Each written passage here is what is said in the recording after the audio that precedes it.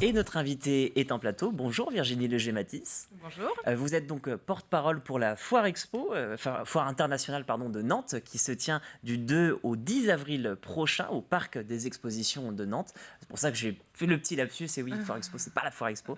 Dites-moi donc, qu'est-ce qu'on va retrouver, puisque ça faisait 2 ans que l'édition ne pouvait pas se maintenir. Donc on est passé directement de 2019 à 2022. J'imagine qu'il y a beaucoup d'effervescence. On a fait un bond dans le temps, donc forcé. On a été obligé effectivement de reporter puis annuler les éditions précédentes. Donc là, effectivement, on est ravis de pouvoir ouvrir cette édition 2022. Donc samedi, on est en plein préparatif. Donc sur les derniers préparatifs, ça avance crescendo. Donc c'est vrai qu'il y avait, on est ravis de pouvoir retrouver les exposants, les visiteurs. Les exposants ont besoin aussi de cette foire. Certains l'expriment, ont hâte de retrouver leurs clients, de pouvoir se retrouver même entre eux, retrouver l'effervescence aussi d'une foire. Donc on est vraiment ravis après ces 2 éditions malheureusement annulées de pouvoir maintenir cette édition et l'ouvrir. Alors, il y a plusieurs thématiques. Ouais. Bien sûr, il y a des pôles comme le shopping et loisirs, le jardin extérieur, gastronomie tradition et puis maison et déco. Ce qui est intéressant, c'est, comme vous le dites, il y a une attente derrière des exposants. Pourquoi en fait ? Parce qu'il y a un si fort élan de public qui vient retrouver, parce que ça permet de faire du lien. C'est un gros événement commercial. Il y a toute une offre commerciale donc de business qui se fait autour de cet événement avec les visiteurs, mais aussi entre eux, entre exposants. Ils se connaissent, se reconnaissent. Il y a des exposants, on a des typologies d'exposants qui ne vivent que de foires et de salons, qui ne font que ça, donc pour qui c'est vital. Il était temps que ça reprenne. Donc ils ont pu faire un peu des marchés, des choses intermédiaires, mais ils avaient besoin de retrouver les foires. Donc sur tout ce qui va être démonstrateur, même sur le secteur mode, beauté, bien-être, vin, gastronomie, c'est des secteurs qui tournent beaucoup sur les foires, les salons et qui avaient besoin de retrouver ces événements. Et puis, comme on le disait, on sent que vous voulez marquer le coup, parce qu'il y avait 300 exposants en 2019, là vous revenez avec un petit peu plus, 350. Ouais, à peine, on fera à peine, mais un petit peu, un peu plus de 300 exposants présents sur cette édition avec des nouveautés, des secteurs, un nouveau secteur de la mobilité. Donc on a des concessionnaires qui seront présents, c'est plus de 1000 m² d'exposition autour de la mobilité avec des véhicules électriques, des voitures, des vélos, des trottinettes avec des possibilités d'essai. Donc ça, c'est quelque chose de nouveau sur la foire cette année. Et on a aussi le plaisir d'accueillir cette année des pavillons du monde qui n'étaient pas présents sur les éditions précédentes. Donc c'est 3 destinations. On a le Maroc, l'Inde et la Martinique. C'est plus de 1000 m² pour découvrir leur culture, leurs produits dans l'ambiance vraiment de ces pays.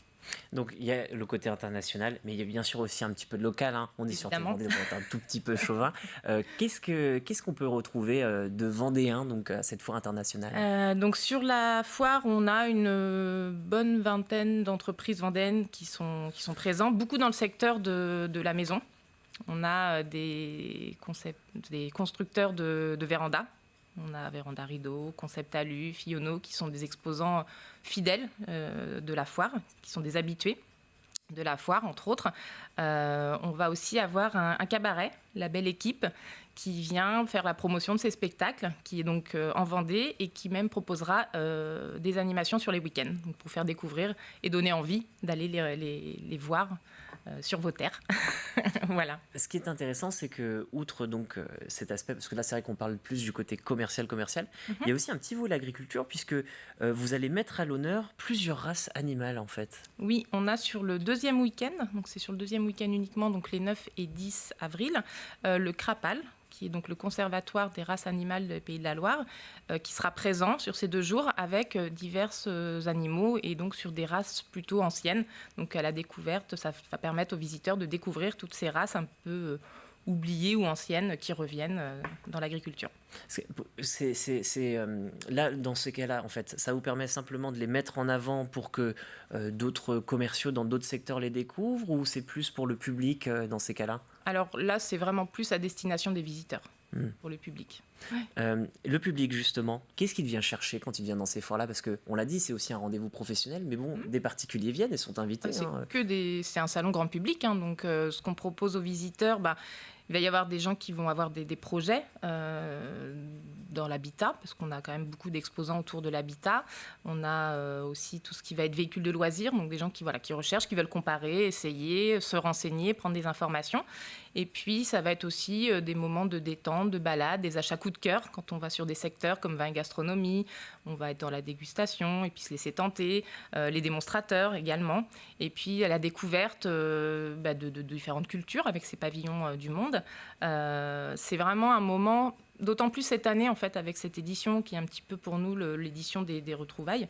On a eu vraiment à cœur et la volonté de proposer une édition très festive, pour que les gens puissent vraiment venir passer un moment entre amis, en famille, une petite parenthèse après tout ce qu'on a pu vivre. Et, pouvoir accueillir les visiteurs et relancer l'édition, la foire, parce que après 2 éditions avortées, relancer la foire et puis leur proposer vraiment de pouvoir un petit peu, une petite parenthèse. Voilà. Alors une parenthèse qui sera aussi très festive, comme vous le disiez, mais aussi culturelle. Ça va faire plaisir à la diaspora bretonne vendéenne, mais pour cette 88e édition, il y a une exposition, Les Celtes, Terre de légende. Pourquoi vous avez choisi en fait de faire une exposition au sein de la foire ? Alors traditionnellement, il y a toujours une thématique autour de la foire, qui souvent, alors pas que, mais souvent est un pays, une destination. Donc après, à travers les différentes opportunités qu'on va avoir d'exposition, c'est vrai qu'on a retenu celle-ci, c'était pour l'édition 2020, donc on l'a conservée et maintenue. Donc on propose effectivement une exposition de plus de 1000 mètres carrés autour des légendes celtes. Donc le visiteur va pouvoir traverser le monde féerique des légendes celtes, croiser un chasseur de dragons, Merlin, la fée Morgane, et puis arriver dans un petit village où il va pouvoir profiter de différents produits typiques et d'un pub également. Oui, c'est assez simple. Une dernière question donc, concernant cette foire qui, je le rappelle, sera donc du 2 au 10 avril prochain. Est-ce que au niveau des exposants ou même des premiers retours, parce que effectivement c'est pas ouvert, mais j'imagine qu'il y a des visiteurs qui commencent un peu à se presser pour voir un petit peu comment ça s'organise. Ouais. Est-ce que vous avez eu des retours concernant ce qu'a pu changer la crise sanitaire entre l'avant et l'après ? Est-ce que les besoins et les envies sont les mêmes de la part des exposants ou ça n'a pas changé ? Alors, ils attendent beaucoup ils attendent beaucoup de voir comment les choses vont se passer, parce que finalement, après 2 ans sans qu'il se passe rien, sans foire, en fait, on ne sait pas trop. Ils ne savent pas trop. Beaucoup me disent, on va voir. Mais en tout cas, ils sont tellement contents d'être là, que ça reprenne. Les retours sont très positifs. Puis on sent qu'il y a besoin que ça reparte, besoin de se rencontrer aussi, de retrouver ce lien, parce que ils ont fonctionné différemment. Certains étaient beaucoup sur le digital, sur le web, mais une volonté de se retrouver. Donc ça, c'est important. Et puis de replacer un peu l'humain aussi au cœur des échanges. Donc voilà, ce qu'on peut pour l'instant identifier, et puis on verra au fur et à mesure de l'avancement et quand on va pouvoir réouvrir donc samedi, et accueillir à nouveau le public. Eh bien, je vous remercie d'avoir accepté notre invitation sur le plateau de la matinale.